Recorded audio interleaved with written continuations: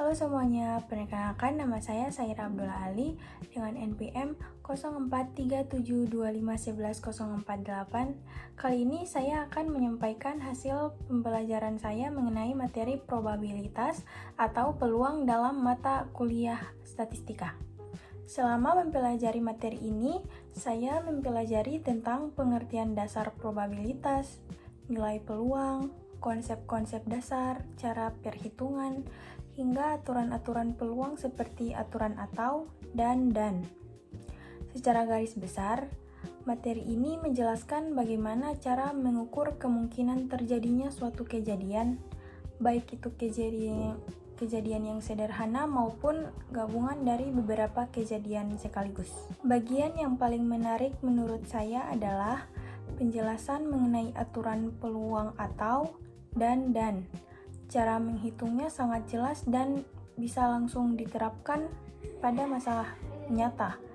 Contohnya seperti menghitung peluang gagal panen karena hama atau kekeringan, maupun peluang dua kejadian terjadi bersamaan.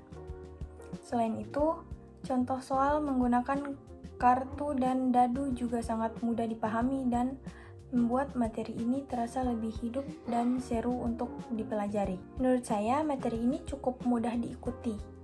Penjelasannya tersusun rapi, mulai dari definisi dasar hingga cara menghitungnya.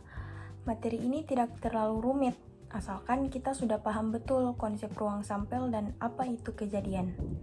Mempelajari probabilitas ternyata sangat bermanfaat, antara lain kita jadi mampu memperkirakan kemungkinan kejadian dalam kehidupan sehari-hari, misalnya memprediksi cuaca, keberhasilan panen, atau dalam sebuah permainan.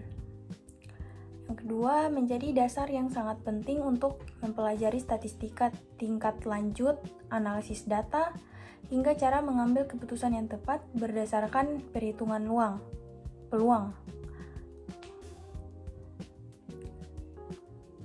Yang ketiga, melatih kita untuk berpikir secara logis, teratur, dan sistematis dalam menghitung kemungkinan sesuatu terjadi.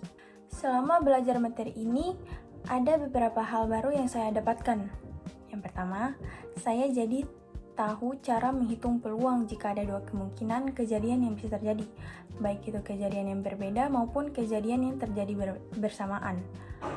Saya paham perbedaan cara menghitung antara peluang kejadian yang berdiri sendiri dengan peluang kejadian yang saling berhubungan satu sama lain.